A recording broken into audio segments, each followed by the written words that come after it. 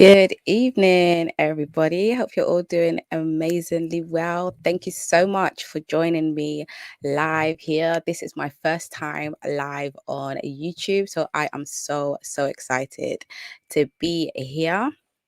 For those that are watching the replay, welcome and thank you for joining. If you have any questions for me, don't be shy, especially the ones that are watching live. Don't be shy. Leave any questions for me in the comment section. And tonight, you're going to get all your answers to all of your burning questions.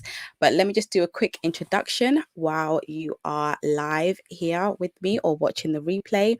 If you don't know who I am, my name is Novella. I am the founder of Naturally Crowned. I'm the face, the voice behind Naturally Crowned. And on YouTube, you will find natural hair care tips, particularly for children. So I share my top tips, tutorials, just to help you to understand your little one's hair better so that it can thrive. So that's a little bit about me. How is everyone doing this evening or morning, afternoon, wherever you are in this world? Let me know where you're actually tuning in from. In the chat, let me know where you're tuning in from so I can gauge exactly where you are all listening from. I'm so interested to see where you guys are tuning in from. Some of you probably know I'm based in the UK. You can probably tell from my accent, right? I'm based in the UK. That's why I have a British accent. Malaysia, amazing, amazing. Hey, Jay's Naturals. UK, whoop, whoop. Where else are you guys tuning in from? Let me know, let me know. Southeast London, Rachel, thank you for tuning in. It's amazing, amazing.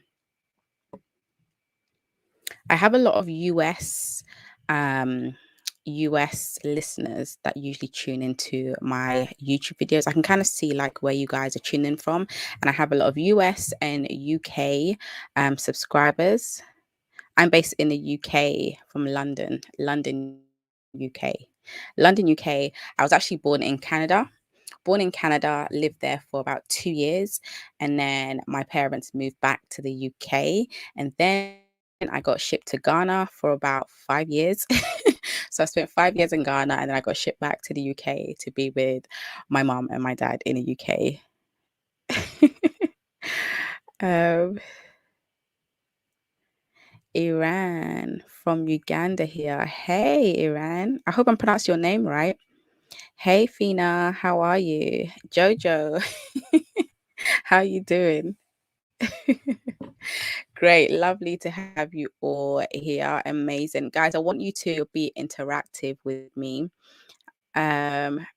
Reigate, sorry, amazing, amazing. Keep putting where you're tuning in from in the chat. But like I said, I want you to be interactive with me. Like any question you have, please feel free to ask me. No question is silly. Every question is valid. Lagos, Nigeria. Amazing. Mariah. Lovely, lovely. Germany. I've been to Germany a couple of times. Ship back to the UK at age of 10. I know, I know. I mean, I remember when I got shipped to Ghana, mom said that I was just staying there for holidays. Yeah, and she just never came back. Well, she came back eventually, but it felt like never to me. Yeah, and I was pretty upset of her. Yeah, I was really upset of her that she did that to me. But I got over it after a while. I did get over it.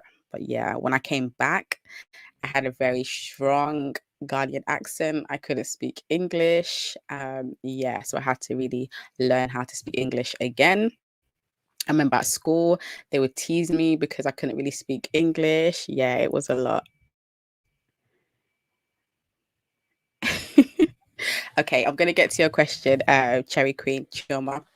Okay, so before we get into the live, by the way, guys, just in case you're wondering what this live is all about and why I'm even here, I am here literally to answer your question because I know you guys have a lot of questions. But before we go into the questions, I want to kind of give you my top reasons why I kind of feel like a lot of you are struggling with your little one's natural hair. So I'm going to give you my 5 most common reasons that I come across why you could be possibly struggling with your little one's hair, and then we'll go into the live Q&A. But before we get into that, I have some updates for you.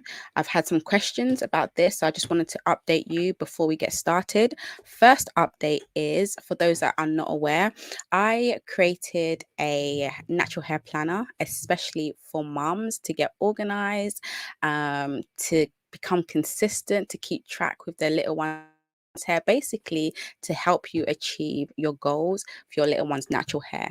So if you haven't seen, this is the planner that I created for you guys. It was launched last month. I've had great feedback so far from the moms who have actually got their hands on this. So now we're fully stocked up. So it's available to purchase. If you're interested in purchasing this planner, you're able to get it now. We're fully stocked up. You don't need to pre-order or anything anymore. That's available to purchase. So if you click the link below this description box underneath this video, you can get access to the link to actually get this.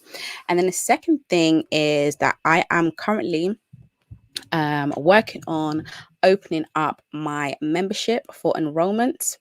You've probably heard about me talk about this before, but it's a membership for moms just like you who are trying to learn how to care for their children's natural hair. So in this membership, currently I have over 100 moms in the membership that I coach.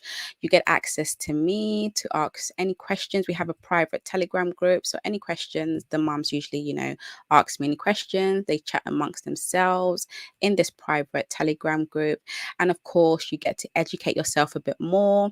So you have like free masterclasses that I share monthly to help you get to know your child's hair better, understand it, get to know the theory, the strategies behind a lot of the things that I do when I'm working with my clients, and for my hair and my children's hair to help it retain length, retain moisture, and just for it to flourish.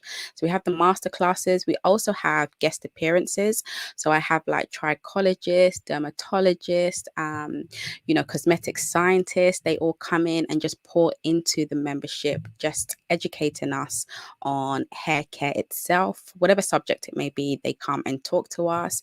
And of course, we have a community of moms, like I said, who are going through similar things that you possibly could be going through. So you have them for support, you have me for support, you also have free live hair audits. So I call it an audit because I like to go through each of my my members, my crown mothers. I go through their children's regime, dissect everything to see what they could possibly be missing from their children's regime. I go through their products, the ingredients, and basically tell them exactly what they need to do in order for their children's hair to thrive. So that we do it monthly as well, live hair audits. And then you also have live Q&As just like this with me to ask any of your burning questions. Basically, you get a lot in this membership, and it's a monthly membership. And like I said, it's open next week, Tuesday. The first day of enrollment opens next week, Tuesday. So if you're interested in joining this amazing membership, you're more than welcome. Again, the link will be below this video. So if you're interested in joining, feel free to click the link and join the wait list actually, so that next week, Tuesday, when enrollment is open, you'll be the first to know about that. Okay, so now that is out of the way. It is all online, yes. So wherever you are in the world, if you're in the US, America, Germany, wherever it is you are in the world, you're able to join the membership. Okay, cool. Keep putting your questions in the chat, ladies. I will get to them. So let's get to the 5 reasons why I feel like a lot of you are struggling with your little one's natural hair. If you see me looking down, I'm looking at my notes just so I don't go off, because I like to talk a lot. I don't want to go off rail. So if you see me looking down, that is why. Okay, so the first reason is that I find that a lot of the moms are just trying products for trying sake. Like a lot of you are product junkies.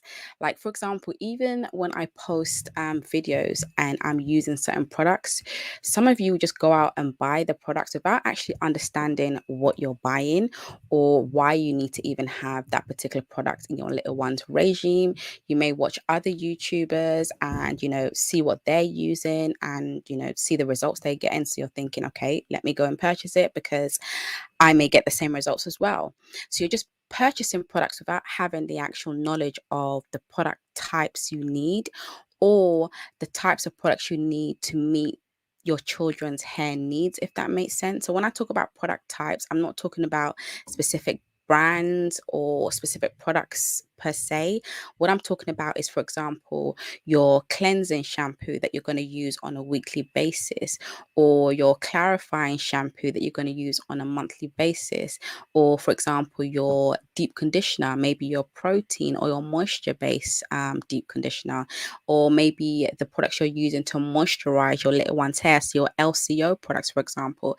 These are all different product types and they all serve a purpose in your little one's regime. So once you understand the product types you need, you don't need 10 shampoos or 10 moisturizers. You just need the basic types of products that's going to meet the needs of your little one's hair. Does that make sense? Do you get what I'm saying? If you understand what I'm saying, put a yes in the comments so I know that you're following me. Okay. The next point is that you're looking for that magical product, that product that's going to grow your little one's hair. A lot of you, I don't know if you've heard that saying, you're looking for love in all the wrong places. Guys, you're looking for growth in all the wrong products. And you know why I'm saying that? Because there's no product out there that's going to grow your child's hair. The amount of questions I get on a daily basis, no joke, guys, I get so many questions from moms asking me, what product can I use to grow my little one's hair? What growth oil can I use to grow my little one's edges? And I'm always like, your focus is on the wrong thing, because your little one's hair is growing regardless. Unless they have like a medical reason why their hair isn't growing, their hair is always growing, always growing. Okay. So the focus isn't on growth because that's already happening. The focus should be on length retention. If you're not noticing or you're not seeing visible growth with your little one's hair, then most likely that breakage is happening. So you need to find out what is causing your little one's hair to break in the first place. Have a look at their regime, have a look at your hair care practices, have a look at the types of products in their regime, and then we can understand what is going on. Once we understand what's going on, then we can try and fix it so they're able to retain length or retain moisture, for example. But when it comes to growth, I don't want you worrying about growth or products to grow your child's hair, because there isn't any product that's going to grow your child's hair.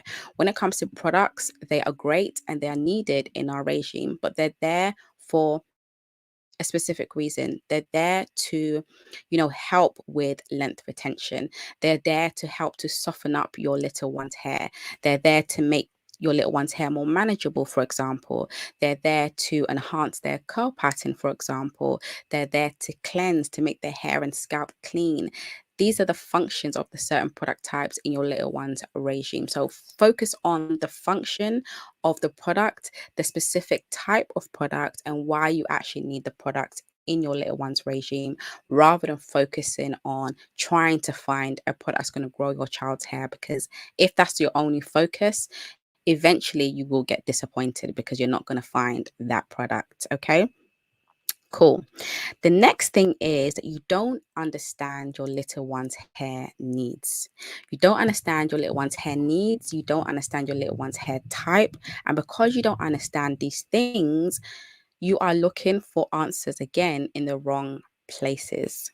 If you don't understand what you're working with, how can you possibly solve any kind of hair issues or problems your little ones is having with their hair? Because you don't actually know what you're working with. So to begin with, we need to understand what we're actually working with. Is your little one's hair, dry all the time? Okay, your little one's hair is dry. Is it breaking? Okay, it's breaking. Why is it breaking? we need to look at the reasons why your little one's hair is breaking. And then we need to look at, for example, your little one's hair type. Do they have, high density hair? Like my son, for example, he has a lot of hair. The amount of strands he has on his hair, it's a lot. He has high density hair. Or does your little one have very thin individual strands, for example?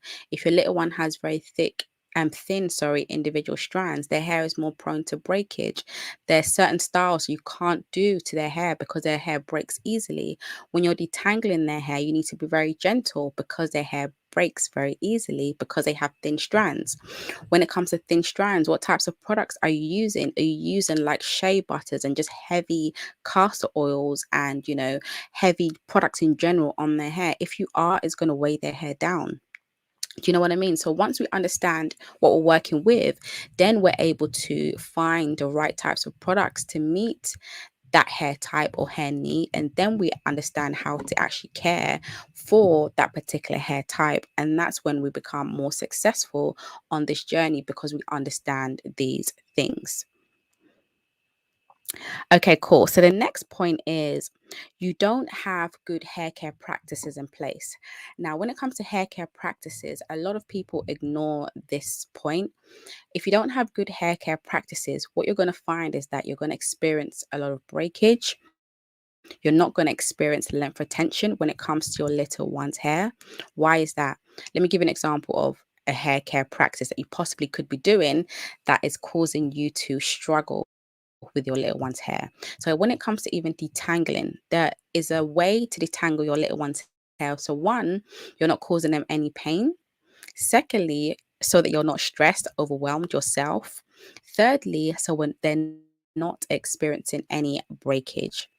So when you're detangling your little one's hair, you have to be careful. For example, you have to take your time, be patient, work in sections, use a good conditioner that's going to give you a lot of slip, that's going to help you, with combing through their hair or brushing through their hair, because the conditioner is going to give you a lot of slip to prevent the breakage. Another example of a hair care practice is, the kind of styles that you're doing to your little one's hair. Talking to a lot of moms, I've spoken to a lot of moms, and when it comes to hairstyles, a lot of you are choosing so-called protective hairstyles, and they're not actually protective.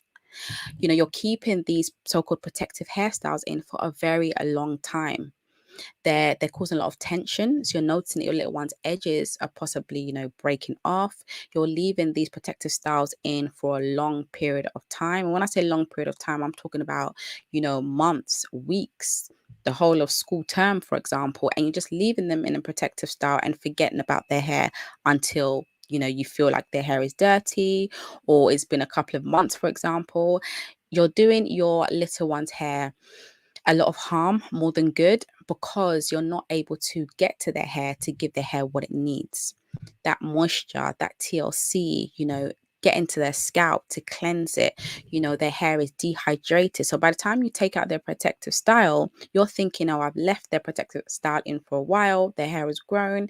But in actual fact, when you take their protective style out, you notice that they've experienced a lot of breakage. Why? Because while their hair was in that protective style, one, there was too much tension in the first place. Secondly, you weren't giving the hair a lot of TLC. You weren't moisturizing it even before you put it into the protective style. There was no prep to the hair done. So the hair is so dry, it's dehydrated. So like I said, when you take the extensions out, for example, or the protective style out, the hair is already in a bad state. And that's why they're experiencing a lot of breakage. And that's why you're not able to see that length retention. I always say when it comes to your children's hairstyles, for example, you want to keep it simple. Keep it simple. Do hairstyles that is going to allow you to get into your children's hair when you need to. So when you need to remoisturize, a lot of you have to be remoisturizing, more than once a week. You should be remoisturizing often, especially if your little one's hair is dry. You should be washing their hair often, especially if your little one's hair is dry, breaking or experiencing, these kind of mishaps with their hair.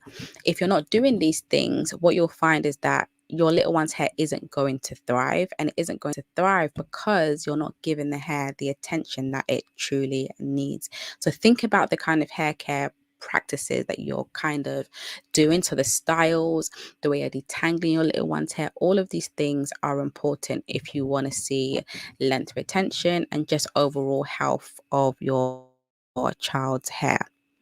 The next thing is that you are not dedicating enough time to actually learn how to care for your little one's hair.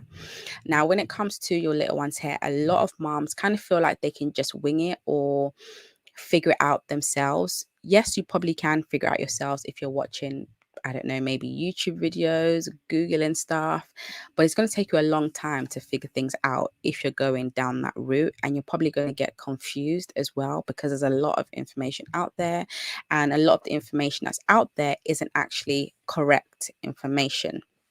So you need to actually invest, and it doesn't have to be money wise, but invest your time.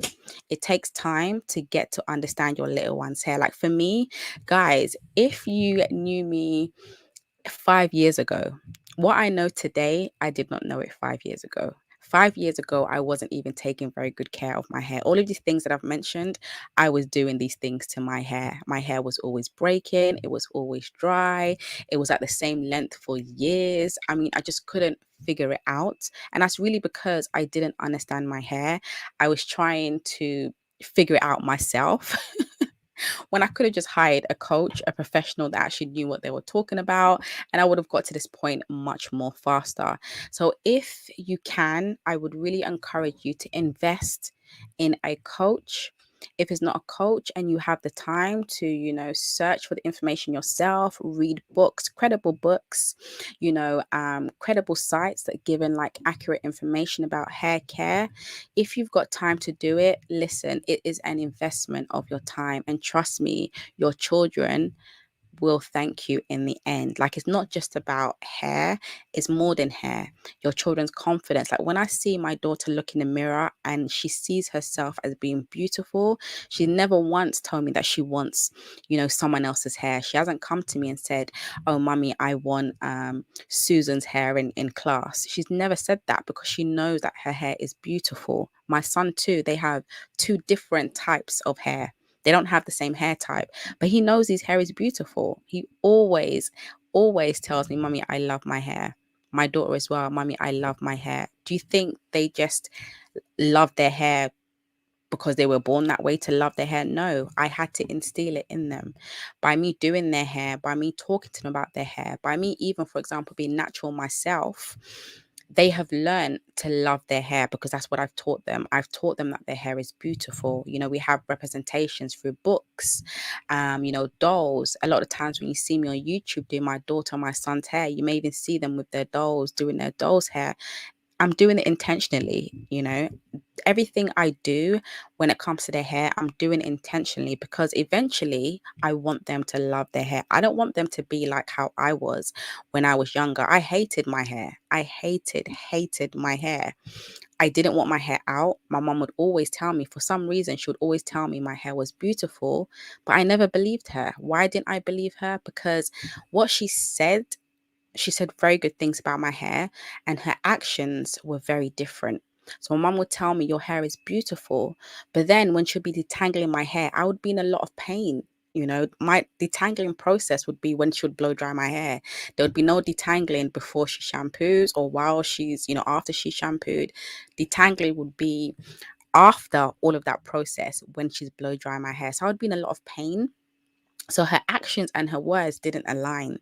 Like, you tell me my hair is beautiful, you tell me to love my hair, you ask me why I don't love my hair, but yet when you're doing my hair, you're not being gentle. When I'm crying, you don't understand why I'm crying. Do you know what I mean? So it was very confusing when I was a child. And also, not that you have to have natural hair for your child to love their hair, but I found that because my mom had permed hair, I wanted to be like my mom, to be honest. I wanted my mom's hair. She would tell me my hair was beautiful, but yet she had permed hair.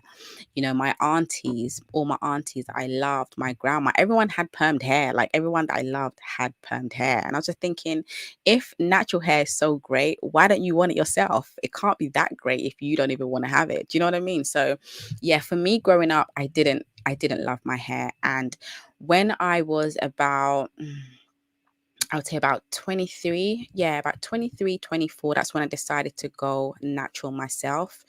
And it wasn't for any reason, but I knew that I would have children eventually. And when I have children, I just felt to myself, do you know what? I can't take this mindset on to my children.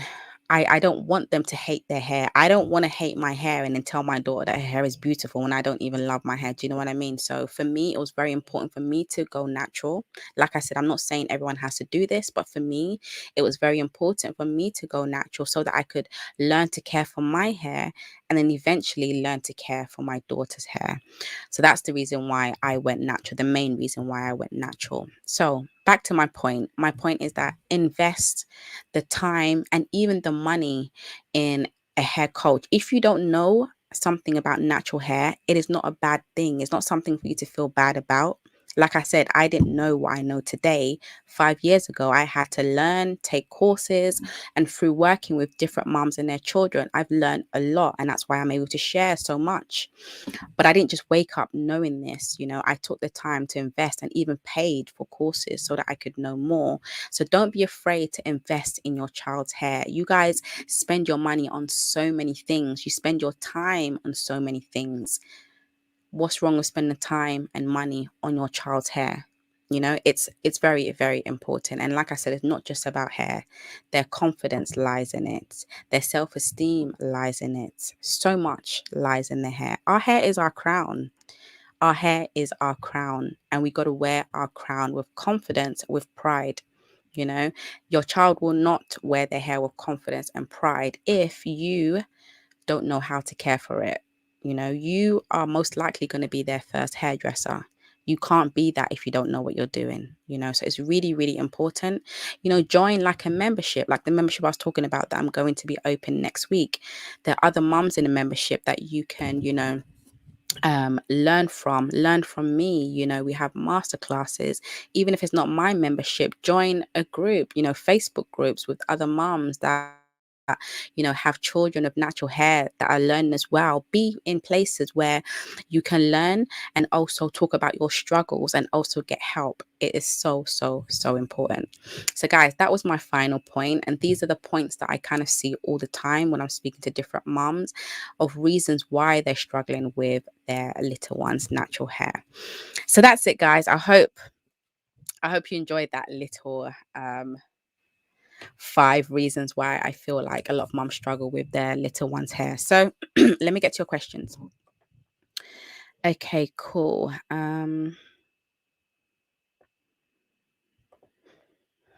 Okay, Cherry Queen. So you said you heard about shea butter, but I don't know how to use it and when on my daughter's hair. Okay, so shea butter is basically a butter or an oil. So it melts down to an oil.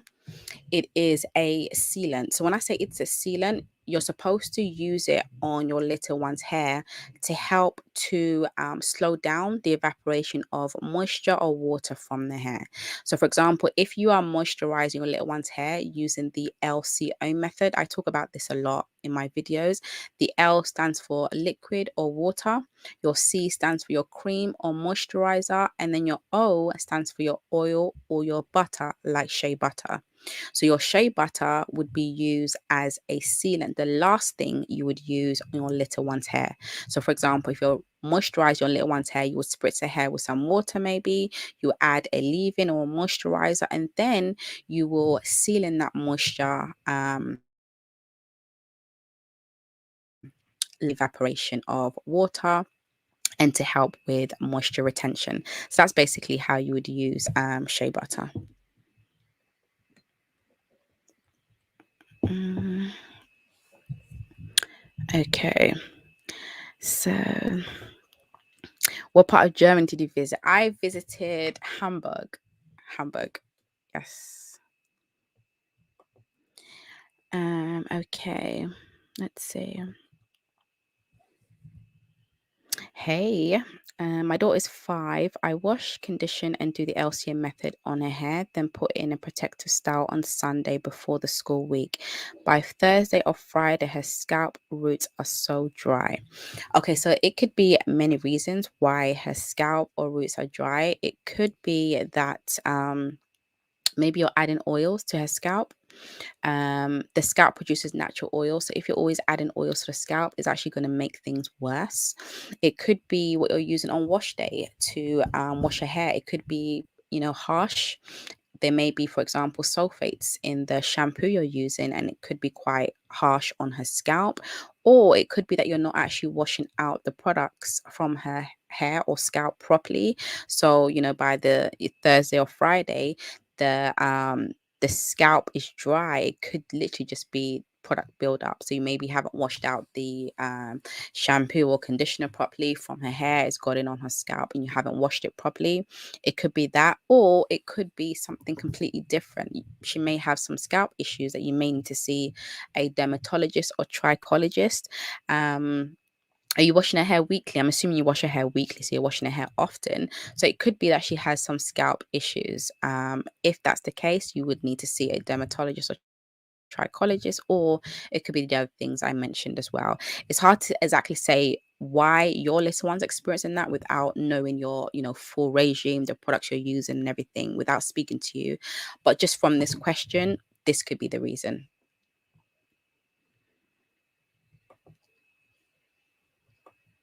Um,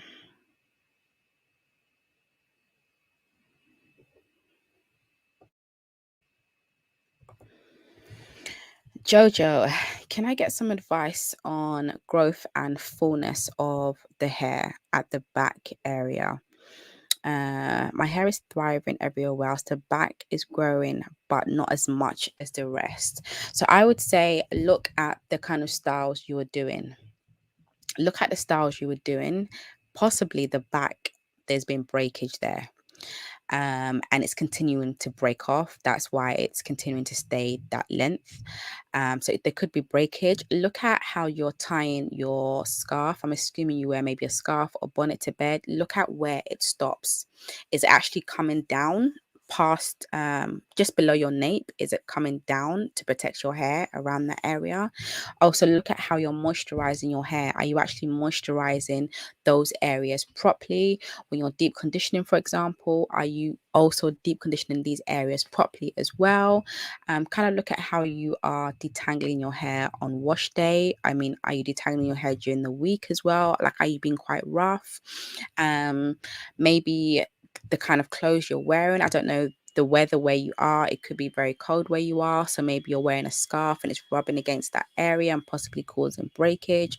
So there could be many reasons why that area isn't thriving. But yeah, focus on the things that I've mentioned to see if that could be of any help. Mm. Do I have to use both oil and grease? No. Oil and grease serves as the same purpose. They are both sealants. You need to pick one. Pick one.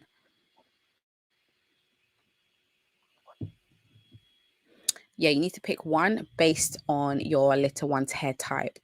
If your little one, for example, has very thin strands, low density hair, for example, then grease wouldn't work. Grease would be too heavy and just build up on the hair. Um, yeah, so just pick one depending on your little one's hair type. You don't need to use grease and oil. That will just be way too much.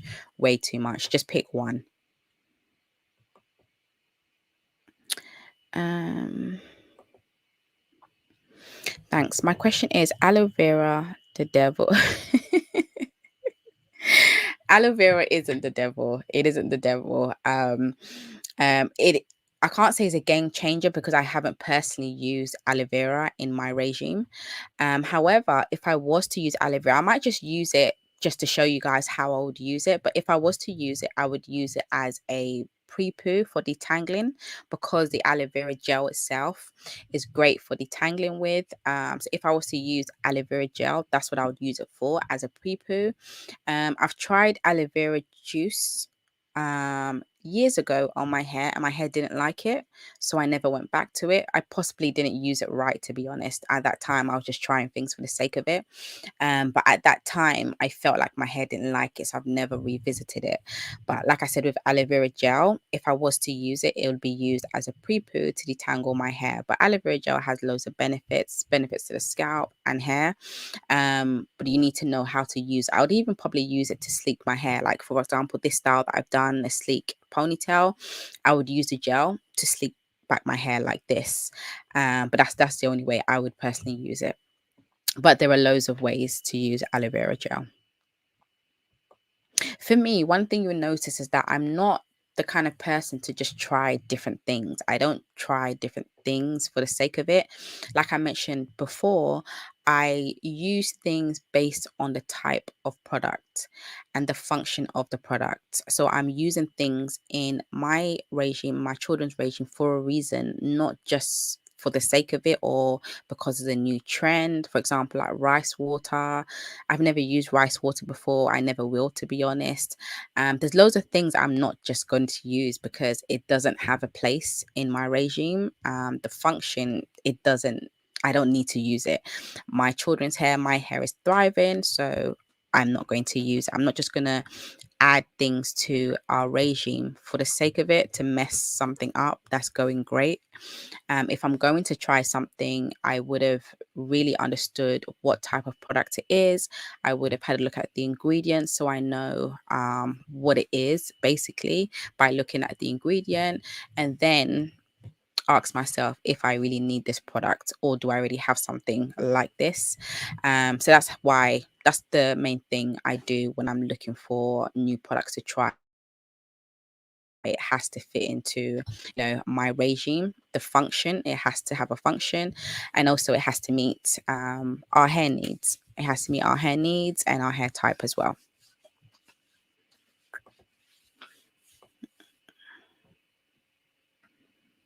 Perfect. Yeah, Rachel, there isn't any magical products.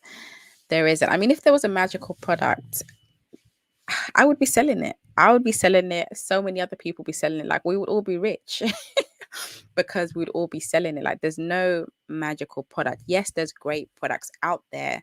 Yes, there's great products that, will help with the maintenance of your child's hair, to soften your child's hair.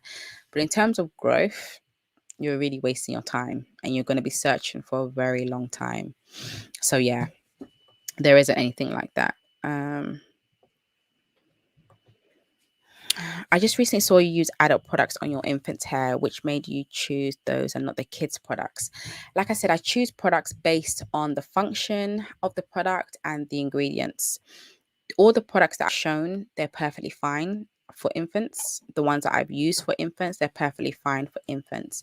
You need to, like, I wouldn't just use any adult product on my infant's hair. The ingredients matters, and also the function of the actual product. Um, yeah, so that's really, really important. Even with children's products, there are loads of children's products out there that I would never even use on my children's hair, just based on the ingredients. Like, just because it says it's a product for children doesn't mean the ingredients in there are good for your children.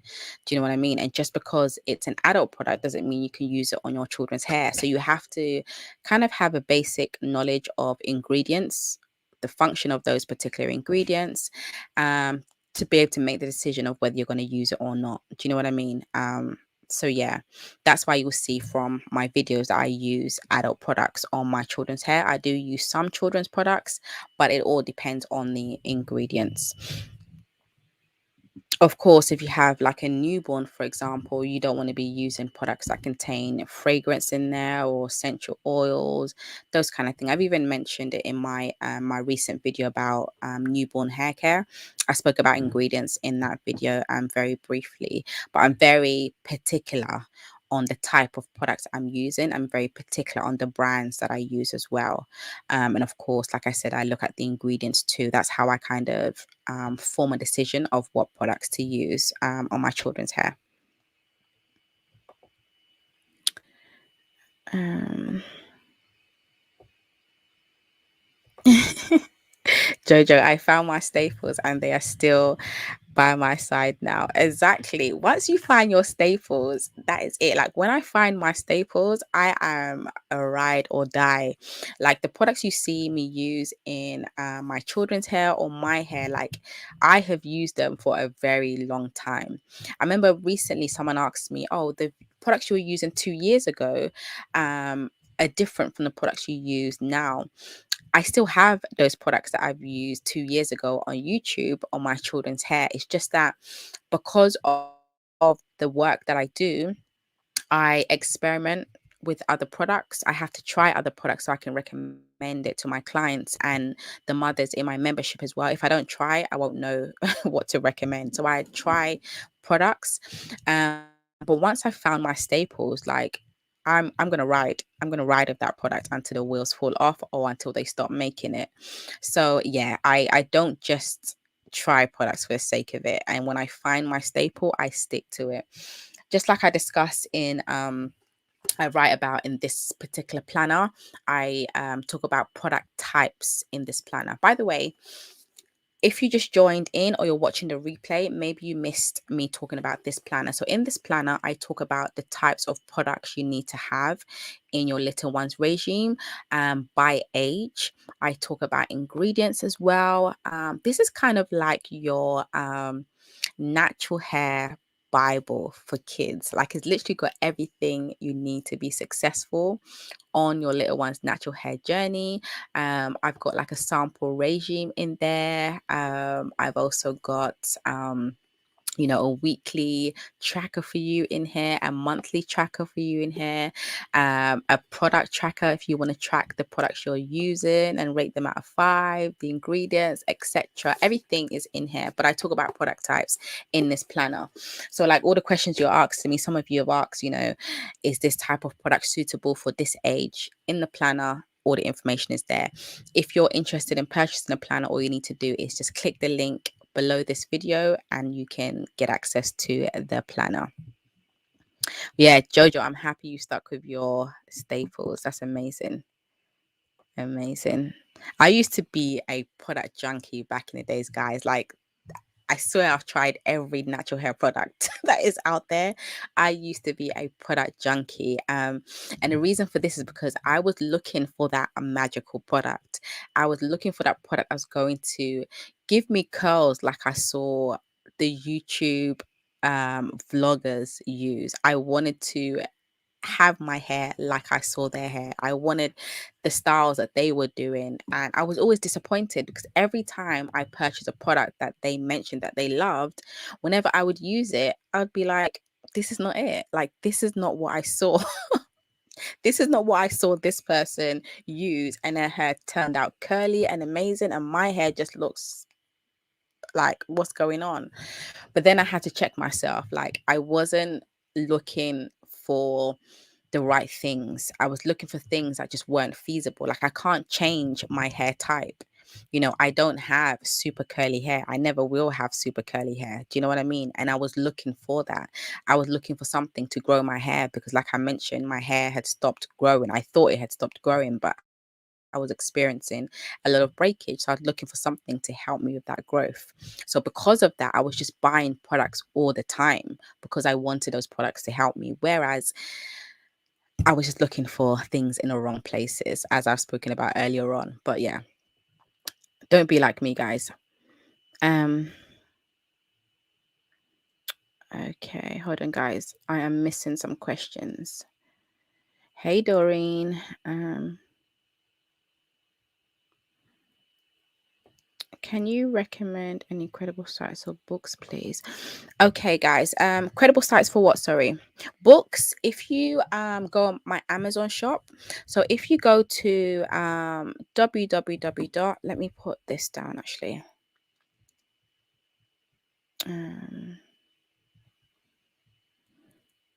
Okay, so if you go to www.naturallycrowneduk.com and then you scroll down to my Amazon shop, all of my favorite books, dolls, like everything for representation is in my Amazon shop. So I purchase a lot of things from Amazon. So I put them all in my Amazon shop. So if you're interested in those items, definitely check out my Amazon shop on my website, www.naturallycrowneduk.com, and you can see them, like all the dolls that my children use in the videos and I'm recording with them. They're all on my Amazon shop, and the books that we love to read together. Okay, I spent $500 on products for my daughter's hair and I'm still not getting it right. She's 2 years old. Listen, sis, $500. Mm-mm, mm-mm. The reason why you're getting it wrong is because you don't know what you're looking for. You don't know what you're looking for. You're wasting money. You're wasting money. Sis, give it to me. Send me that $500. Send me that $500.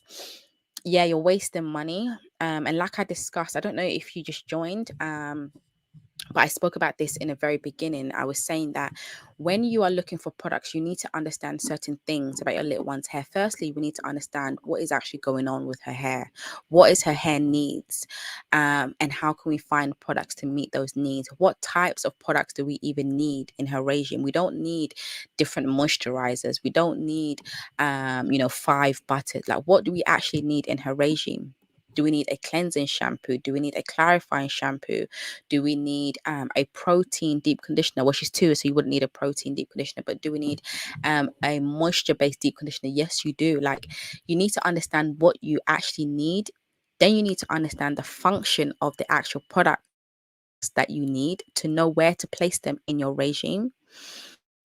Then you need to understand ingredients. Like, you need to understand what to look out for. Like, for example, if you see sodium lauryl sulfate in a shampoo, that is a harsh surfactant. Is it the devil? No. But can you use it on a weekly basis? No. Do you know what I mean?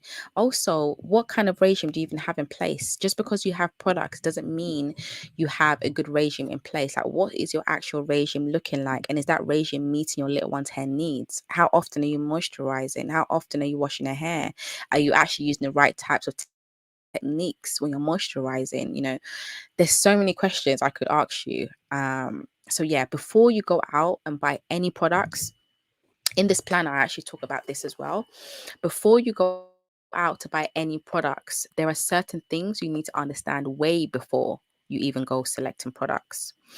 If you have this planner, you will know what I'm talking about. If you don't, you probably need to get this planner, or join my membership, because in my membership, which will be opening next week Tuesday, I talk about all of this. By the way, guys, the links will be below this video to the planner or to my membership, so you can join the wait list. But you need to understand what you're doing before you purchase products. And my advice to you would be, don't buy anything else, anything at all.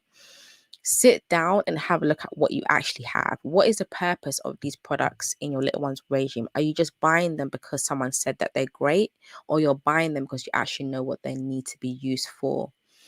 Sit down and have a look at your little one's regime. Like, what are you doing? When are you doing it? Why are you doing it? Yeah, there's a lot I could say. That would be the advice I would give you, to be honest. No more spending. No more spending. No more spending. I hope that helps. Um,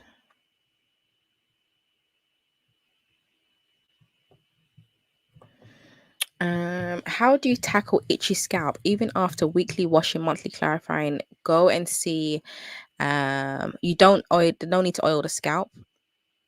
Go and see a dermatologist or trichologist. There could be something going on. Don't try and figure things out yourself.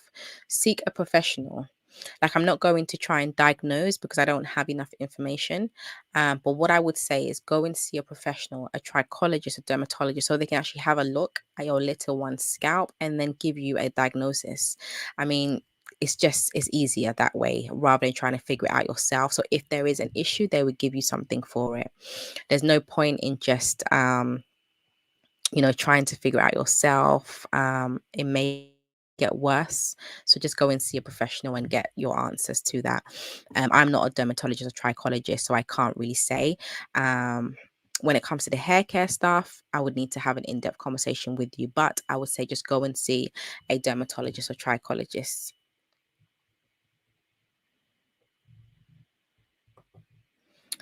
You're welcome.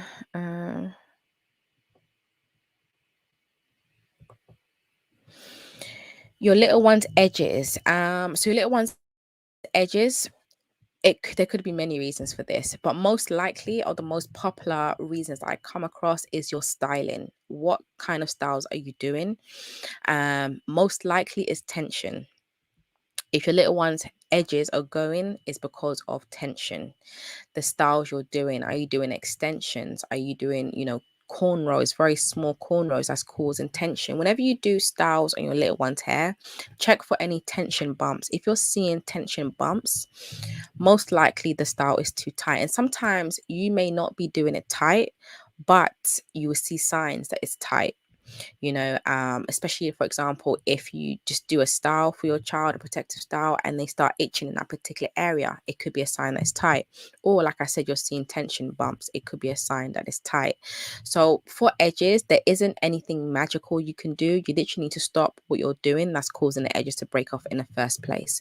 So you need to identify or understand what it is that's causing a breakage in the first place, and then stop that. Basically, any clients that I've worked with on a one-on-one basis, or the mothers in my membership that their children have lost their edges, like I said, is most likely due to their styling. Once they've stopped that styling and just kept the styles super, super simple, like plaits or twists with their own hair, no extensions, and obviously have a good regime in general, the edges start to grow back pretty quickly. So yeah, that's the advice I can give you. Most likely is the styling that's causing that.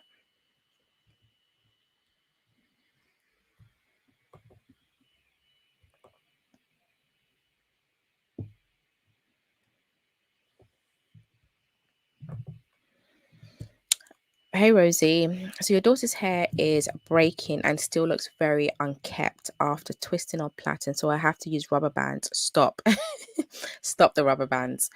If your little one's hair is breaking, don't use the rubber bands. What I'll say to you is that for now, you're going to have to sacrifice and get used to her hair looking messy. Her hair looks messy because she's probably dealing with breakage around, the hairline. If there's breakage, there's going to be short hairs around the hairline. And if there's short hairs, no matter what you do, it's going to look messy. She's going to go through this messy stage in order for her hair to thrive again. If you continue doing what you're doing, it's going to continue to break off. And then by the time she's a teenager, she will have no edges left. So for me, I would rather deal with the messy look than rather her get to her teenage years or even before that and her edges are completely gone and she has traction alopecia, or is even led to something that her edges doesn't even grow back at all. So I would rather sacrifice right now, ensure that I'm not doing styles that are causing tension, not using any elastic bands or anything like that. Keeping it simple, yes, is going to look messy. Yes, you're probably going to have to refresh it because it's going to get messy quickly, but it's okay. It's a sacrifice for now to get her back to where it needs to be. Once we get back to that stage, you can do what you want. Well, you can't do what you want because we don't want to get back to that breakage, but we have more room because we have more hair to play with and do other styles, if that makes sense. But yeah, I wouldn't worry about it too much. I wouldn't worry about it too much, but the advice I've given you, definitely need to sacrifice for now, so that her hair can grow out and become more even. Once it becomes more even, it's not going to look as messy, because the hair has grown out evenly now. But for now, it's hard to style when it's at this stage where the hair is breaking at the hairline or obvious places where everyone can see. Her hair will look messy, but just see it as it's a phase. It's a phase. You're going to do all the right things to ensure that hair doesn't break off. Eventually, her hair will grow out and this phase will be over. But until then, if you continue doing what you're doing, she's going to continue going through this phase and it's going to get worse. So, like I said, sacrifice, it will get better.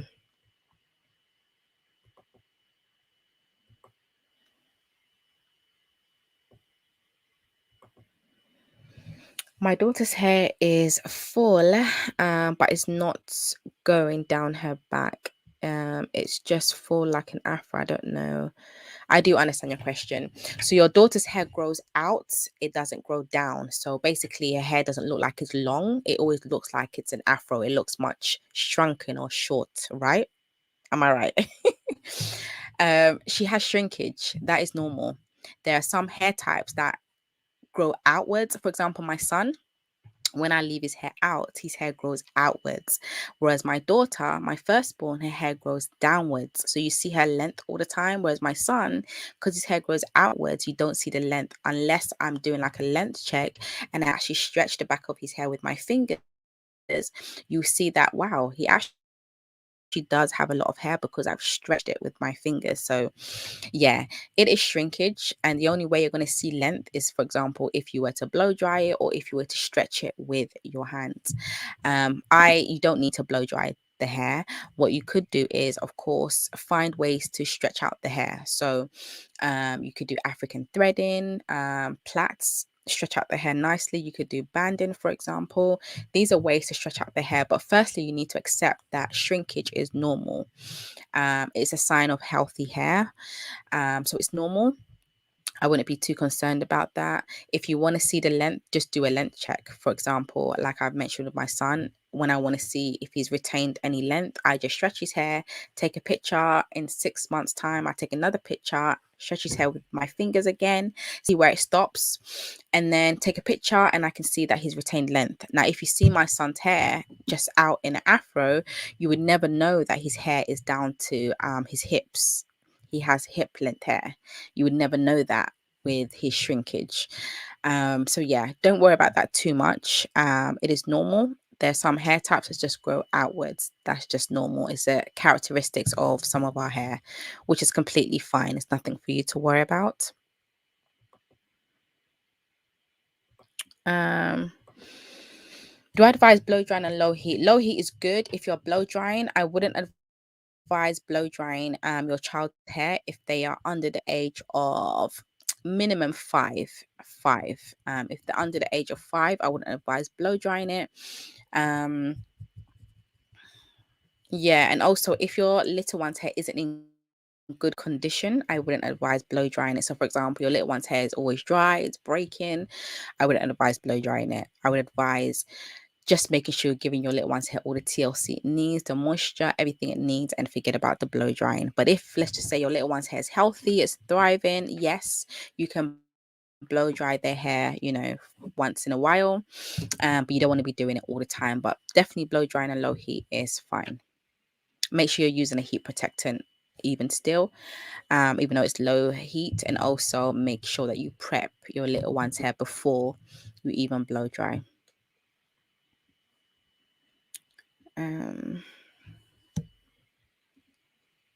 Let's see. Very popular question, Sister K. Lint is a problem. Lint is a problem. Now with lint, I actually did a video. If you search my YouTube channel, I did a video on how to remove lint. That is the perfect way to remove lint. I'll definitely suggest you check it out. But those that get lint, there's a couple of reasons. So my children hardly get lint, hardly. One, it could be that they're not sleeping on, satin fitted sheets, or they don't sleep with a bonnet, a satin bonnet, for example. Or it could be that you're leaving their protective styles in for a very long time. So the lint is building up. It could be that you are using elastic bands. If you're using elastic bands all the time, the lint tends to build up around the base, especially if you're keeping the elastic bands, that protective style in for a while, you'll notice the buildup of lint. If you're using a lot of heavy butters, grease, they attract environmental dust, dirt, which is basically lint. If you're using a lot and you're very heavy handed with that, it attracts the lint. If you have children that always literally roll on the floor, being kids, it attracts lint. So those are some of the reasons why your child could be getting lint. But to remove it, definitely check out the video for a demonstration of that. It is very annoying. It is. But there's ways to minimize it. There's definitely ways to minimize it, which I've just mentioned. If you avoid doing those things, you can minimize it.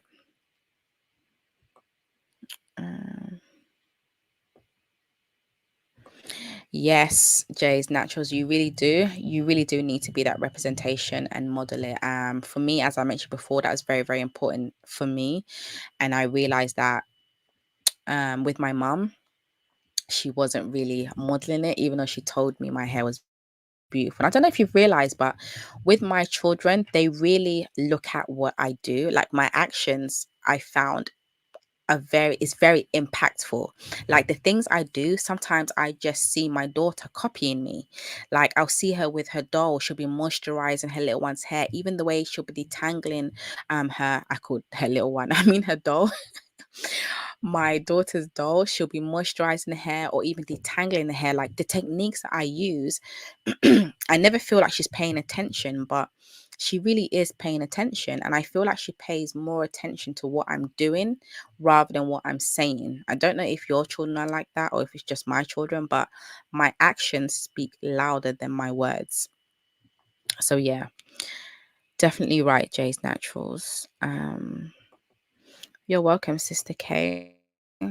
Um, what are my favorite products? I have so many. I actually have to do a video. I'm going to do a updated video. I've actually got that on my list of videos to record.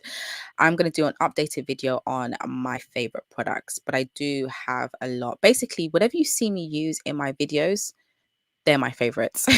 Like I don't just use products that I just think is just okay. If you see me using it in my video, I love the products. So any of my recent videos that you've seen, the products that I use in those videos, I like each and every one of them. I may not like them all for my hair, um, but if I'm using them for my children, I love it on their hair, or sometimes I love it on my hair too. It just depends. Not every product that I use on my children's hair work for me. For example, the Obia Naturals, Obia curl cream, I believe it's called. It works amazing on my daughter and my son's hair, but for my hair hates it, so I don't use it on my hair. But yeah, if you see me use any products in my videos on my children's hair or on my hair, it's my favorite. But I am going to do an updated video for you on that. You're welcome, Alicia. Um,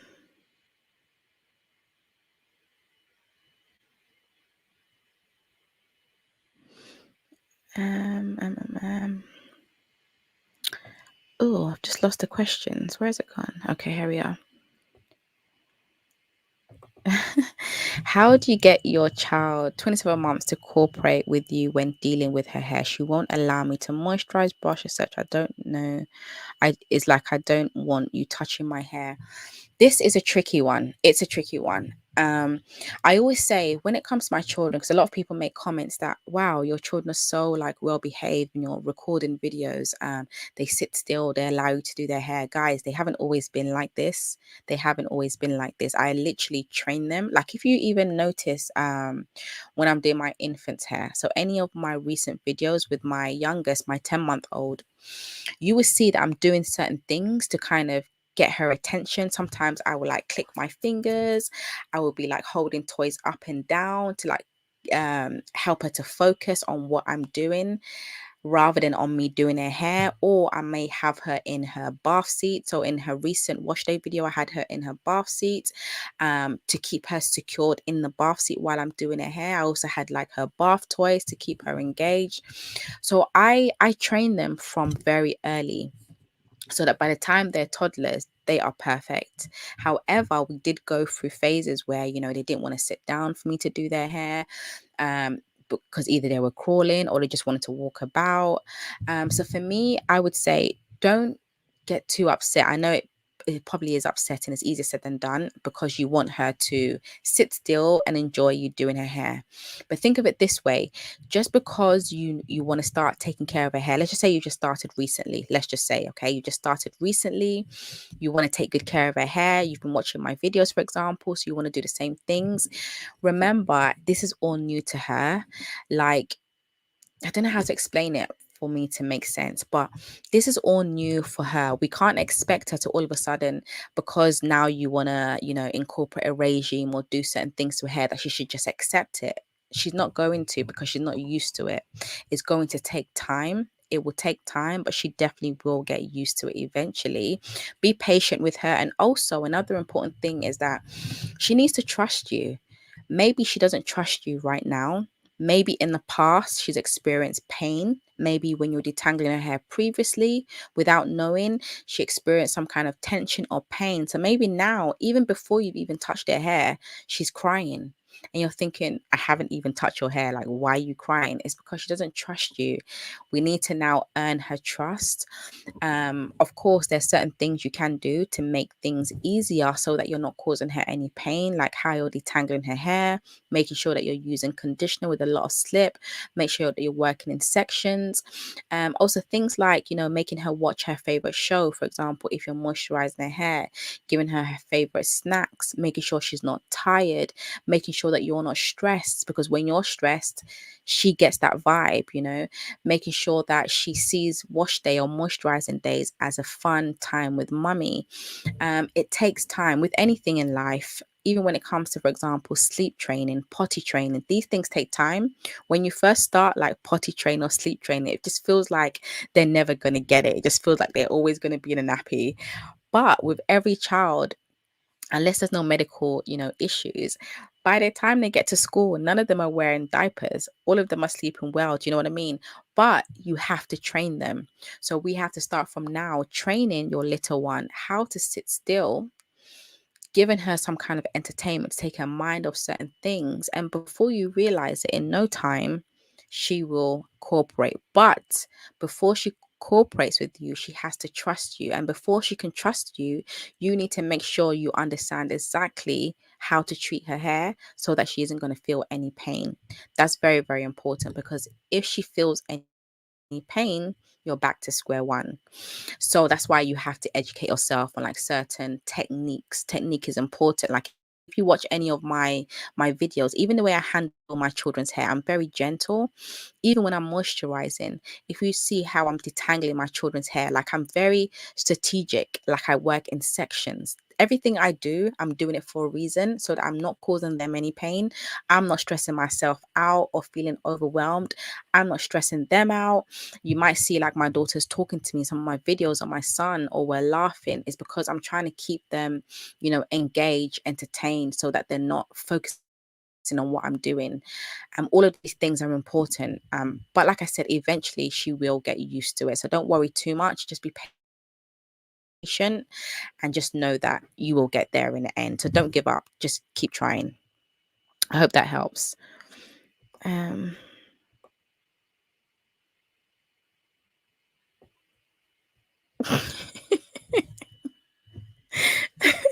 prayer circle around Camille Rose, and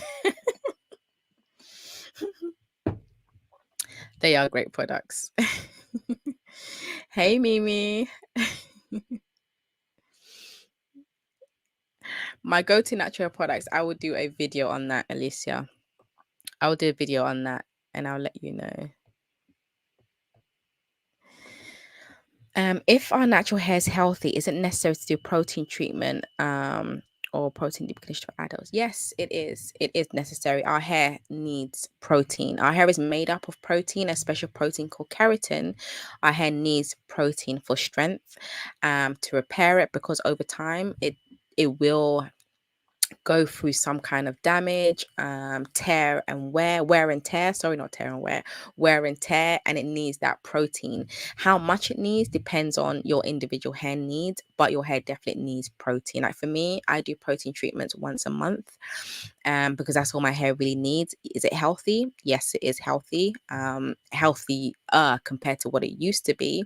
But yeah, yes, I still do protein treatments. You may hear someone say, or people say, I'm protein sensitive. You're not. You can't be sensitive to something that your hair is made up of. Your hair is made up of protein, so you can't be sensitive to protein. However, you can have or experience an overload of protein. So, say, for example, everything in your regime contains protein. Your shampoo contains hydrolyzed protein. Your leave-in contains hydrolyzed protein. Now your deep conditioners contain and you're using this on a regular basis. Yes, you will experience protein overload. You possibly will experience dryness and breakage because you're giving your hair too much of a good thing. You need to kind of listen to your hair and know when your hair needs protein and give it to your hair, and then hold back until you need it again. It's not something that you need to use all the time, but for sure our hair does need protein. It does, for sure. Don't let anyone tell you that it doesn't. Our hair needs a balance of protein and moisture to be healthy. If you want to experience good elasticity in your hair and just healthy hair in general, protein is needed. Hey, Cynthia from Uganda. Thank you for tuning in. Rachel, yes, no need to oil the scalp because the scalp produces natural oils already, sebum, so you don't need to oil the scalp. If you do oil the scalp, you may run into some problems.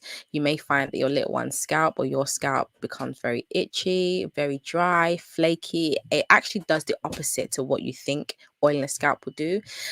Oiling the scalp isn't going to make your hair grow any faster or slower. It doesn't have an impact on growth. So yeah, you don't need to do it. And if your scalp is very dry and you feel like you need to, there's probably some underlying issues or problems with your regime or the types of products you're using to begin with. But no, you don't need to. Oiling the scalp, I used to do it. I used to do it just on wash days for myself and my children. So not like regularly, just on wash days. However, after speaking to a lot of dermatologists and trichologists, I realized that it wasn't needed, so I just cut it out. Did we experience any difficulties or troubles with our scalp? No, I personally didn't experience anything. Why was I doing it? Because I just like the look of a shiny scalp. So whenever I'll do my children's hair and their plaits or twists, I like to oil their scalp on wash day because I like the look of a shiny scalp. But like I said, I realized that it wasn't needed, so I just stopped. And since I've stopped, has their scalp suffered? No, their scalp is amazing. It's, hydrated, moisturized, whatever, because I wash their hair often. I'm doing the right things for their hair and their scalp. So their scalp is fine. Even for example, for me, I have eczema, and I remember when I was younger, I used to have very thick, flaky, dry scalp. And I remember my mum would always grease my scalp, always grease my scalp. And I didn't realize it at the time, obviously, but it was making things worse. My scalp would always be itchy, my scalp would always be dry. It was a hot mess. Now, looking at, years later, I'm doing my own hair. I understand my hair. Is my scalp dry? Not at all. I don't even see one flake on my scalp. Do I still have eczema? Yes, I do. But of course, now I have the knowledge. I'm not doing certain things. So my scalp is completely fine now. So yeah, long story short, you don't need to oil the scalp at all. Okay. Mm-mm-mm. Shrinkage gang. Yep. Shrinkage is disrespectful. It is disrespectful, but like I said, it's a sign of healthy hair. Shrinkage is real. Shrinkage is real. Shrinkage is real. Oh, where has I gone? Sister K.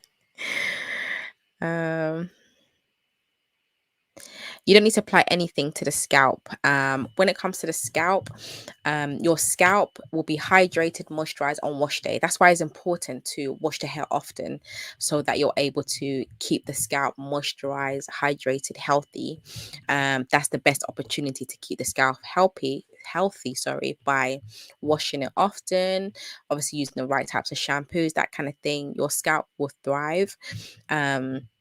So yeah, you don't need to put anything on a scalp at all. I mean, you can put oils on a scalp if you're doing like pre-poo, so like before you shampoo, and then obviously you're going to shampoo the hair after, so the oils will be washed away. If you want to add oils to the scalp, give yourself a scalp massage. You can incorporate oils that way when you're doing a pre-poo. I've posted a video on my channel recently about doing a pre-poo on my daughter's hair with coconut oil. I add the oil to her scalp, I massage her scalp, but then I shampoo her hair after that. Um,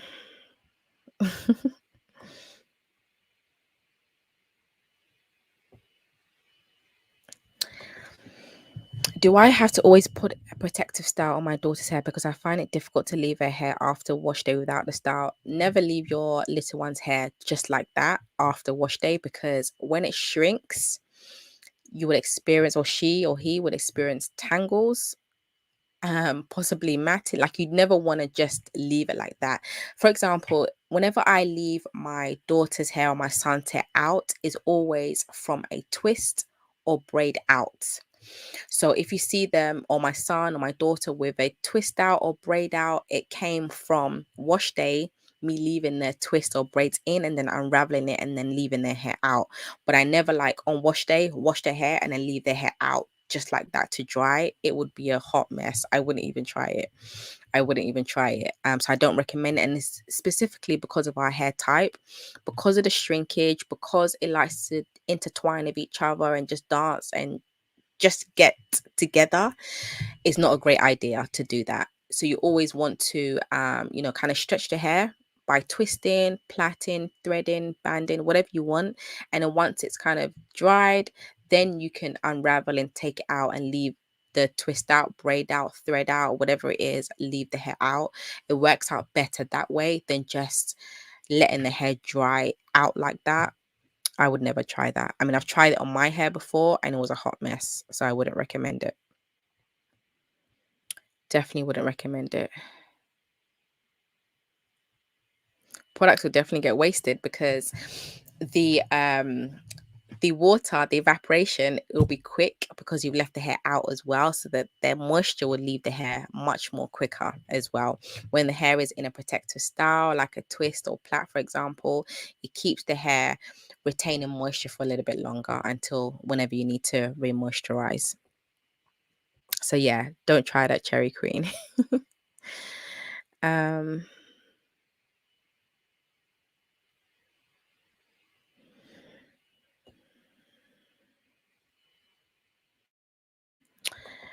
Jojo, yes, good point. With little ones, you have to make sure they are not hungry or tired. Very important to get the best results. Yep, definitely. Definitely, if they're tired or hungry, don't even attempt to do it. Don't, because you're going to be sorry. They will show you who the boss is. Yeah, don't try it. Very good advice, Jojo. Um, Glad to have you, Angel. Guys, whenever I'm live or whenever you see me talking, I'm not coming to waste your time. Like, I'm going to give you value. I'm going to answer your questions. Like, I've come to serve. Like, I'm not coming to just play. If I was coming to play, I would rather just sleep, to be honest. I love my sleep. I'd rather just sleep. But if I ever say that I'm coming live and to come with your questions, I really do mean that. Like, literally, come with your questions. Let's talk. No judgment from me at all. I'm literally just here to help you guys. Literally just here to help you. Can you put, let me pin this. Can you put a spray leave-in conditioner with a moisturizing leave-in conditioner together with grease? Let me read that again. Can you put a spray leave-in conditioner with a moisture? Yes. So for example, yes. So you could use a spray as your L, your spray leave-in conditioner. Then you can use a leave-in conditioner. Then you can use grease. Yes, you could do that. Yeah, that would work.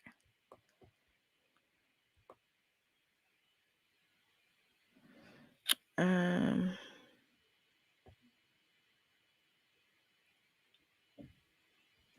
let's see. Oh, what have I done? Sorry, guys, 1 second. Okay. Weird question. I have my staples. Hi, Mimi. I have my staples for my daughter too since last year. Nothing is wrong with them. Will there be a point I need to introduce new products? I experimenting with new products. Not at all. There will be a time that you need to switch things up if her hair needs change. If her hair needs don't change, you don't need to switch it up. Like, I don't remember the last time that I had to switch my daughter's products. I've been using the same things on her for about 3 years now. Yeah, about 3 years. The last time I changed her products, she was about 18 months. And I haven't really had to change it. If I'm changing, it's just because I'm curious and I want to try something new, but I haven't had to change it. You know, like when people say, oh, this moisturizer stopped working on my hair, or my hair doesn't like it. That's not the case. Or my hair has gotten used to this particular product. That's not the case. Our hair is dead. It can never get used to anything. if you find that a product doesn't work anymore for your little one's hair or doesn't work the way it used to work, most likely their hair needs have changed, or most likely something has happened. Either they, have experienced some kind of damage. Maybe you've been blow drying their hair more often than you used to, so their hair needs have changed. Then you need to get new products. But if the hair needs haven't changed and everything is still working fine, if it ain't broke, don't fix it, girl. If it ain't broke, don't fix it. So you're good. You're good. Unless you want to try anything new.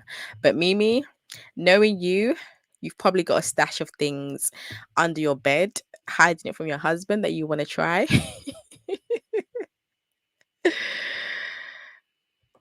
Oh my goodness.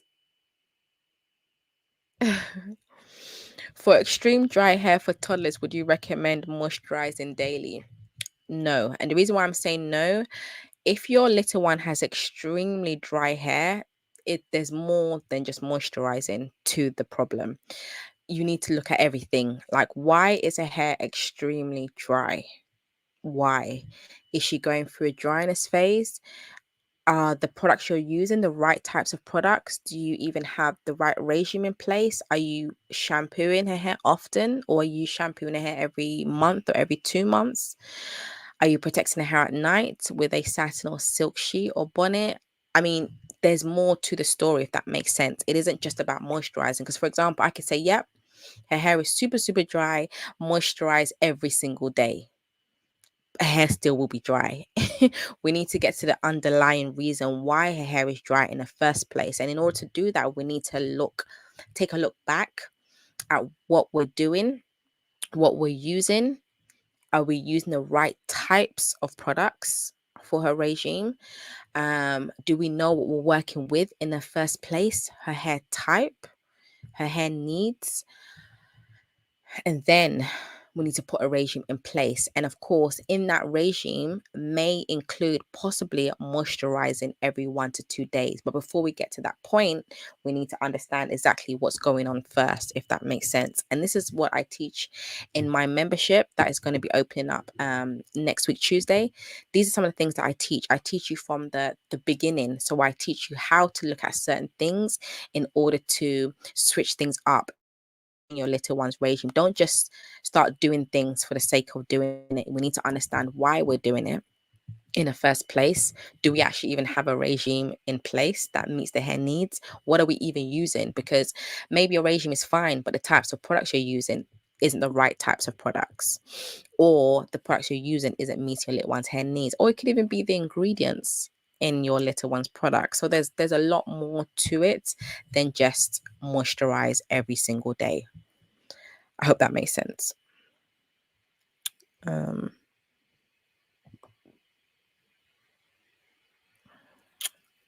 where are these questions going? Okay.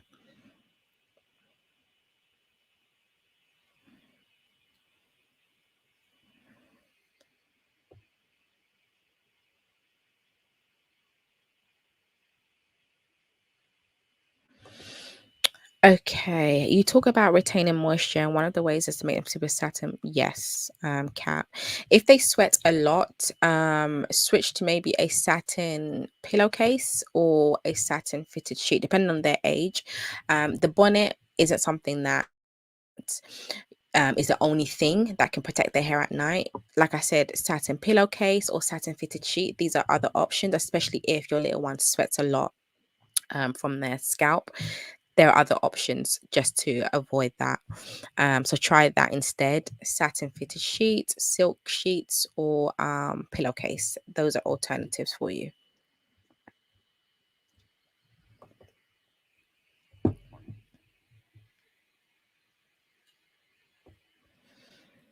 Um, if it's been a year or over a year, you definitely need a trim.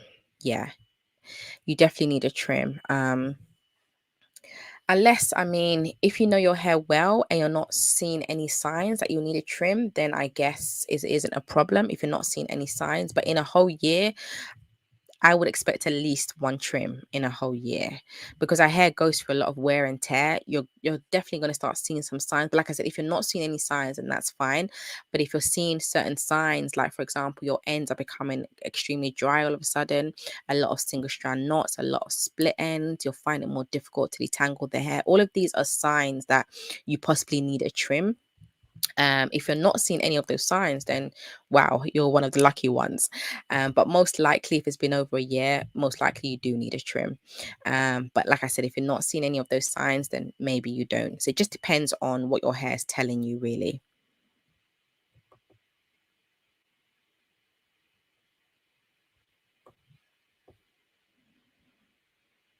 Mm,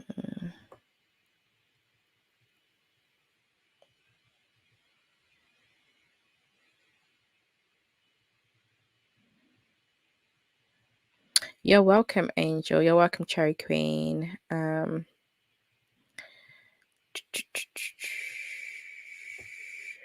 Ah, this is a good question, Hannah. Hi, Hannah, by the way. My daughter's 5. Her hair usually looks dry, but it's not. Is there a reason for this? Yes, yes, yes. I'm actually doing a masterclass for my members for next week, the members in Crown Mothers United, next week, on the characteristics of your hair. And this is actually something I'm going to be talking about in the masterclass. If you've just joined, guys, and you don't know what I'm talking about when it comes to my membership, I am opening my membership up for enrollment next week, Tuesday. And in this membership, they get free masterclasses every month. And like I said, this is one of the things I am going to be talking about. So it is very normal. A lot of us, especially with our hair type, afro textured, kinky, coily, curly hair, a lot of us have hair that doesn't have a lot of sheen or shine to it, and that's completely normal. For example, for me, I have jet black hair. I don't know if anyone has noticed, like when you see me, on my videos or anything like that, you will see that my hair is naturally jet black. I haven't dyed it or anything like that. So my hair naturally has a sheen to it. People ask me, what oils do I put on my hair to give it that sheen? It's natural. My hair naturally has a sheen to it. However, my niece, so when my sister had my niece, she would always compare with my son. My son, his hair isn't as dark jet black as it used to be, and his hair doesn't have as much sheen as it used to. But she would always ask me, why is Adriel's hair, why does it look like it has a lot of sheen and it's so black and it just looks healthy? Whereas with my niece, why does her hair always look quite dull and dry looking? But whenever I touch it, it feels good. It feels soft. It feels moisturized. Like, what is going on? And I would tell her this is her hair type. Her hair naturally has a matte look. You know what matte is, right? Matte isn't shiny. It doesn't have a sheen to it. It's just matte. So it may look dry, but when you touch it, it isn't dry. It's soft or it's moisturized. This is a characteristic of natural hair. Naturally, our hair isn't very shiny or it doesn't have a lot of sheen to it. And it's just because of all of the curls, coils, and kinks in our hair, the way it reflects light or the way light bounces off our hair. Our hair, all of our hair types, it doesn't have a lot of shine. You'll find that those that have very straight hair and very black hair, so jet black hair or black hair that's straight, you'll find that their hair looks more shiny. So have you noticed, like for example, I'm talking about adults, when you perm your hair, just say you've gone from natural to perm, but when you perm your hair, all of a sudden your hair looks like it's more darker and it looks more shinier. It's literally just because of our curl pattern, the way the light reflects on our hair.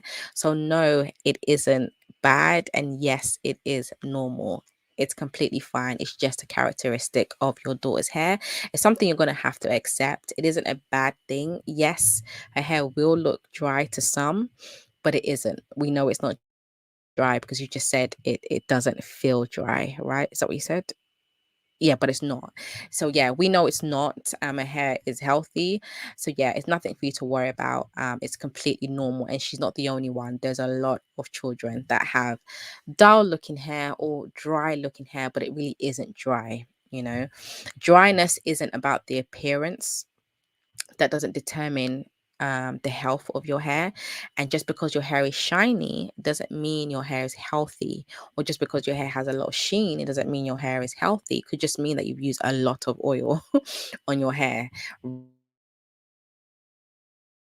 rather than it being. I have experienced this myself. Like I said, I naturally have jet black hair, and I naturally have sheen to my hair.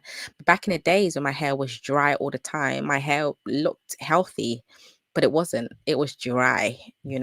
But now obviously it's not like that, but my hair is still jet black and has sheen to it. So yeah, it's completely normal. Hey Wendy.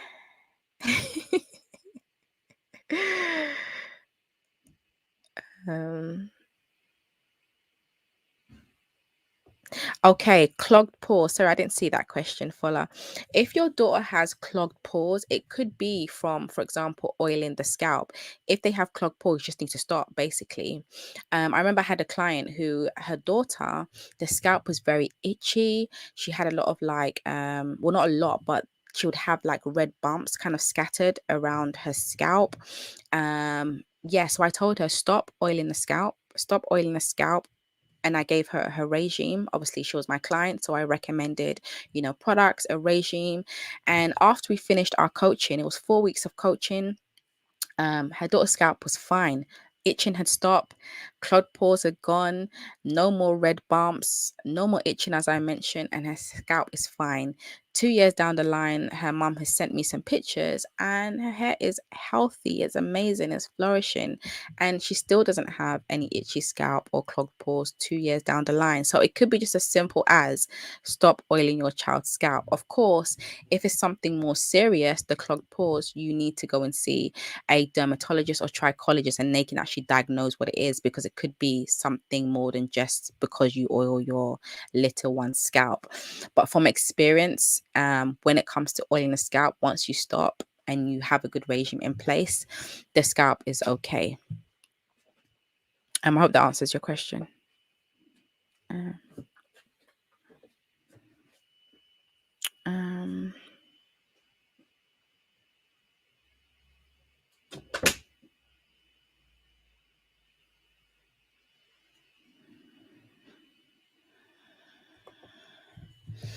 um, is there any products that are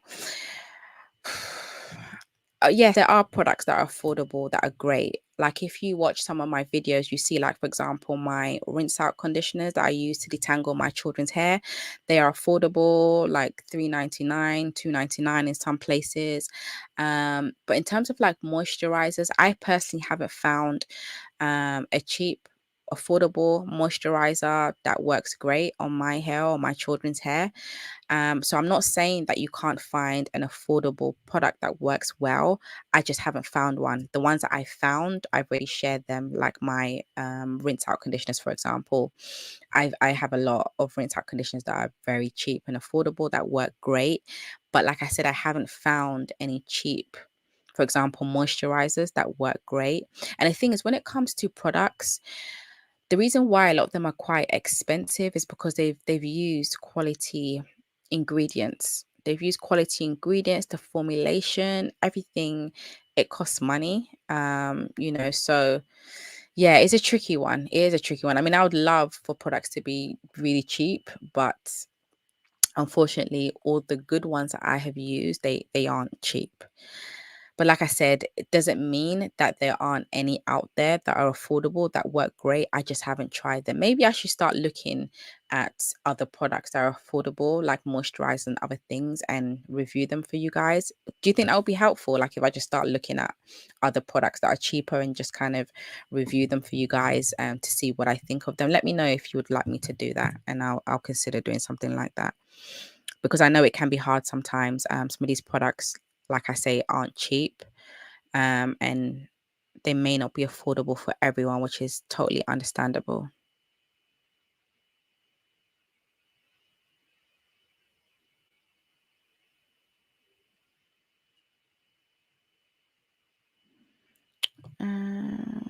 You're welcome.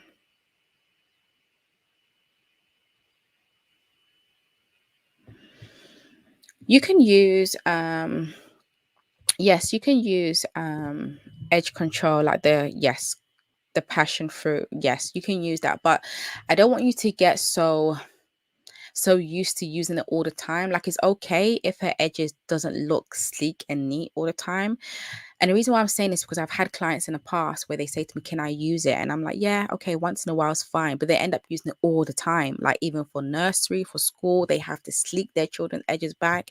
And then, for example, when they pick their children up from school, they notice that the edges is messy again. There's no edge control out there that's going to keep your little one's edges in place for a long time. They're kids, their hair's going to get messy, especially with the curls passion fruit edge control.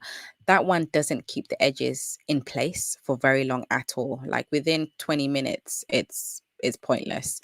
But I love it because it keeps it looking good, but it isn't like a sleek edge control, keep it there for 10 hours kind of thing. It isn't, especially when you have kids. So I would say once in a while is fine, but don't get in a habit of always trying to sleek it, because you may end up making things worse, if that makes sense, especially if you're using the brush as well to sleek it. It's just too much. But yeah, once in a while you want to add a bit of edge control, that's perfectly fine. um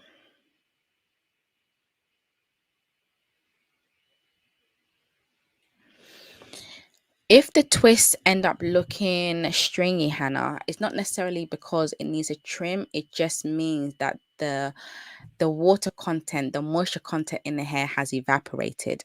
So you're possibly waiting too long.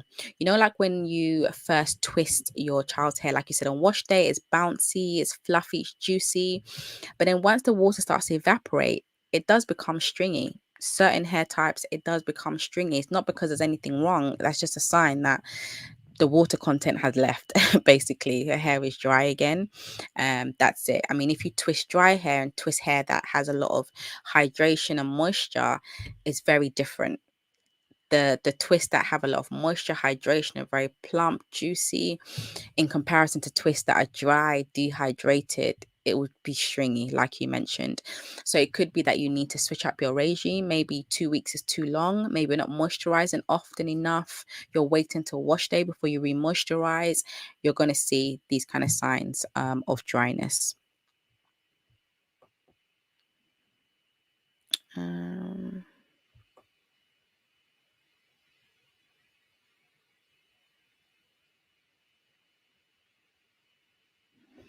oh, you're welcome. You're welcome. I'm glad you have conversations with Nemat. So glad you have. Glad you enjoyed it, Rachel. Oh, yes, yes. Shares Danny, yes. Postpartum shedding. I am doing a video. I'm actually going to record a video this weekend. I'm doing a video on postpartum shedding, guys. We're going to have a talk about postpartum shedding, because that thing is the devil. That thing is the devil. And I've experienced it 3 times. 3 times I've experienced postpartum shedding, but they've all been very different. The first time I experienced postpartum shedding, oh my lord, oh my lord, I was not ready. I was not ready. This postpartum shedding, I remember I thought to myself, do I have cancer? Have the witches from my village in Ghana, are they doing me? Like, what is going on? Oh gosh, but I'll wait to the video before I share like some things with you guys. But yes, the postpartum shedding video, I'm gonna share some tips in that video. So look out for that. It's gonna come out very, very soon. And I'll share more in that video with you guys. But yeah, it was I've been through some things with my hair, guys. I really have. You're welcome, Jojo. You're welcome, Hannah.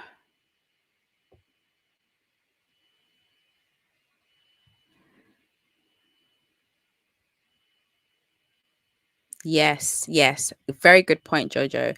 Especially when it comes to like expensive products. Once you've got the right types of products, you don't need a lot of products, like Jojo was saying, and you don't need a lot because it's so quality. Some of them are so rich that you only need a little bit.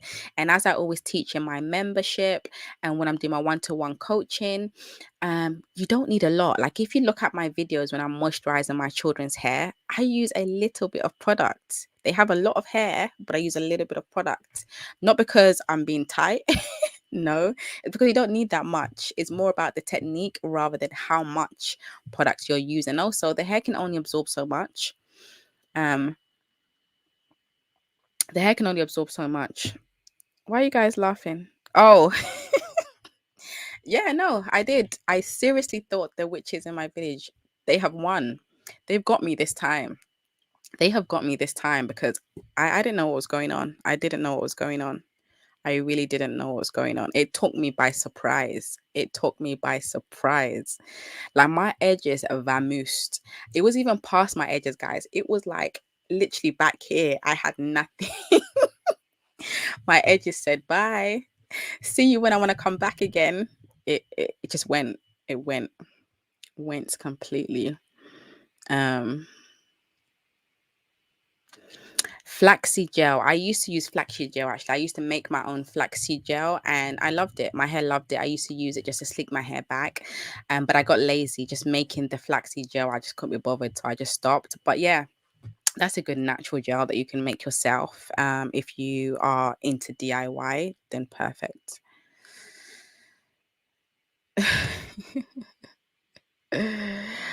Okay, guys, it is 10 past 11. I have had so much fun on this side. I need to come on live on YouTube more often.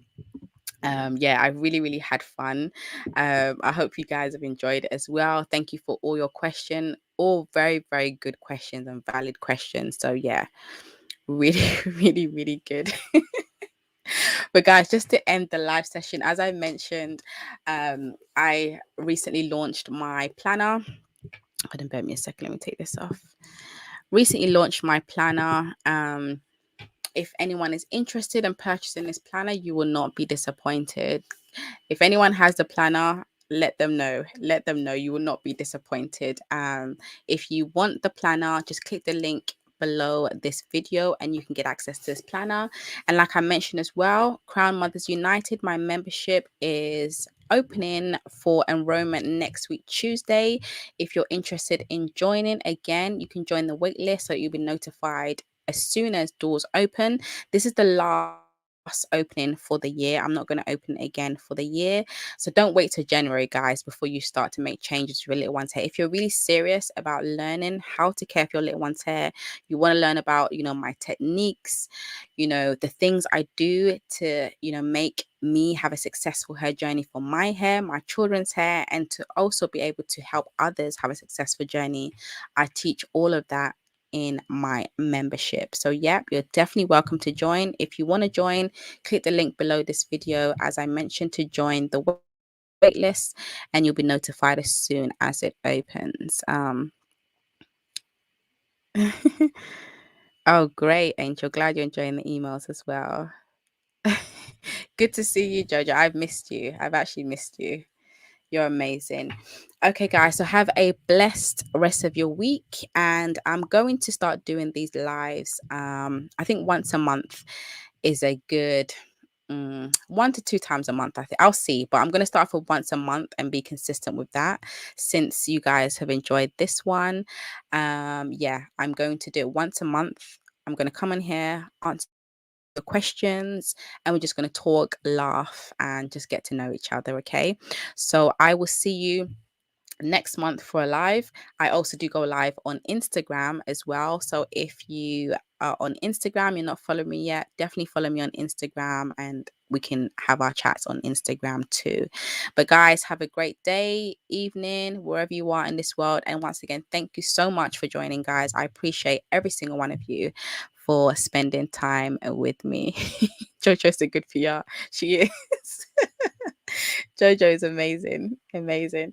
Thank you guys and enjoy the rest of your day or evening. Take care. Bye.